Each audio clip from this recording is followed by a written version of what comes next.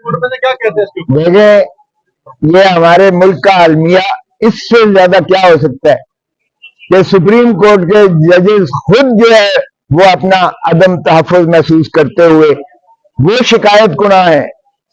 Supreme court کے ادارے سے سپریم کورٹ کے جج خود شکایت کناں ہیں.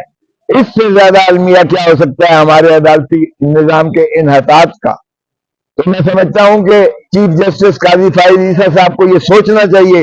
ان کے لیے ایک لمحہ فکریہ ہے بہت بڑا کہ کیا وہ اپنے ادارے کو اس طرح سے محفوظ کر پائیں گے کہ لوگوں کا اعتماد اس سے نہ اٹھے. حاکم بدہن اگر لوگوں کا اعتماد نظام عدل سے اٹھ جاتا ہے تو پھر ایک ایسا فساد ہوگا ملک میں، افراتفری ہوگی، اور پھر لوگ انصاف خود اپنے ہاتھ میں لے لیں گے. اور اس سے آپ کو پتہ ہے کہ سوسائٹی کا شیرازہ بکھر جاتا ہے. دھرتی ماں کو بچائیے گا، دھرتی ماں اس وقت خطرے میں ہے اور ہم نیروں کی بانسری بجا رہے ہیں. مجھے سمجھ نہیں آتی ہے کہ جو مظاہر علی اکبر نقوی صاحب چلاتے رہے، انہوں نے 50 درخواستیں دی کہ خدا را یہ جو ہے انصاف کریں، اور ان کی ایک درخواست کا کوئی سنوائی نہیں کی گئی ہے. ہم نے درخواست استدعا کی کہ یہ آج تک نہیں ہوا. جسٹس افتخار محمد چودھری کا کیس جو پریزیڈنشل ریفرنس تھا وہ 10 ججوں نے سنا.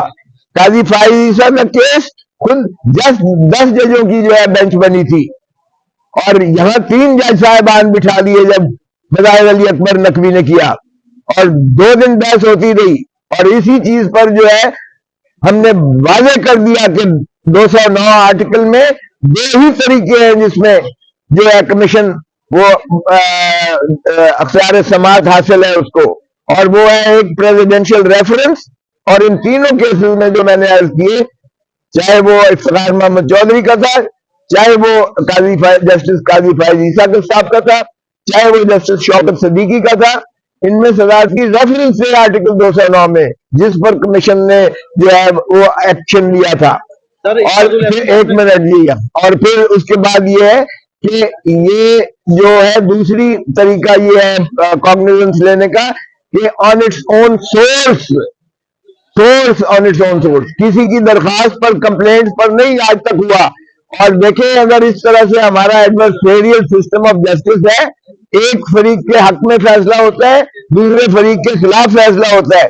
اس کا مطلب ہے کل جس کے خلاف فیصلہ ہوگا، یہ ذہن میں رکھیں جو جج صاحبان اس وقت بیٹھے ہوئے ہیں جنہوں نے یہ کہہ رہے ہیں کہ مواخذہ کریں، ذہن میں رکھیں کہ کل کو ہر جج کے خلاف جو ایک فریق کے خلاف فیصلہ کرے گا اس کے خلاف درخواستیں آئیں گی. اور اگر اس طرح سے ہم درخواستوں پر جو ہے ہم اگر 209 میں ججز کے خلاف کارروائیاں کرنی شروع کر دیں تو یہ نظام عدل منہدم ہو جائے گا. کوئی جج بھی اپنے آپ کو محفوظ نہیں تصور کرے گا. آرٹیکل 209 تھا ہی ججز کو محفوظ کرنے کے لیے تاکہ وہ بلا خوف و خطر انصاف کر سکیں. اگر اس طرح سے مظاہر علی اکبر نقوی نے جس طرح سے مجبور محض ہو کر استعفیٰ دیا ہے تو یہ لمحہ فکریہ سب کے لیے ہے.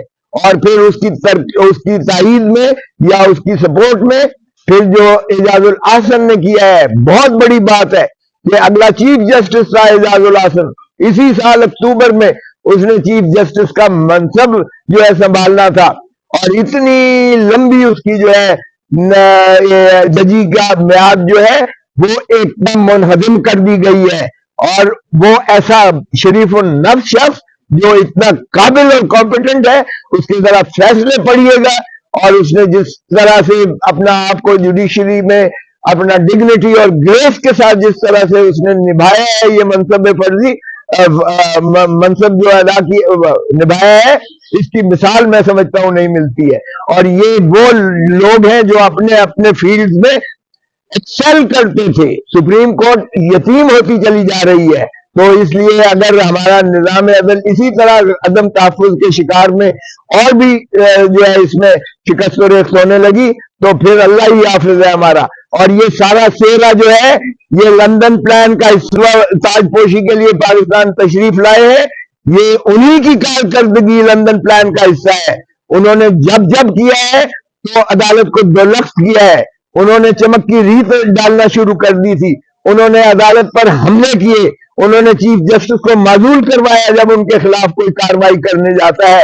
اور پھر آپ دیکھیں کہ کس طرح سے اعجاز الاحسن اور کس طرح سے ان ججز کو جنہوں نے ان کے خلاف فیصلے دیے تھے پاناما لیک کے، ان کو کس طرح سے یہ یلغار کرتے ان کو ایک ایک کر کے جو ہے توڑنے کی کوشش کر رہے ہیں، تاکہ ان کا جو ہے راج ماشاءاللہ جو غیر جمہوری عمل ہے ان کی بادشاہت مسلط ہو سکے۔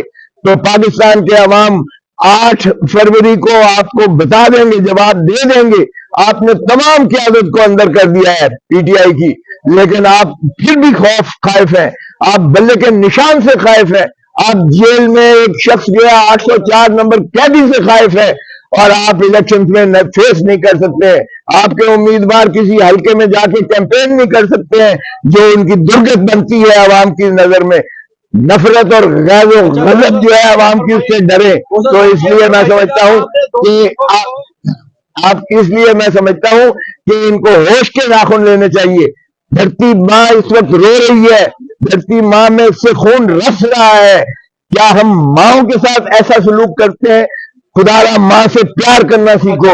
دھرتی ماں تبھی ترقی کر سکتی ہے جب ہم اس کو ملک کو چلنے دیں، ہم اس جو ہے عدالتوں میں چھیڑ خانی بند کر دیں، اور ہم جو ہے انصاف اور عدل کا بول بالا کریں، تبھی لوگوں کو انصاف ملے گا، تو لوگ سکون میں آئیں گے۔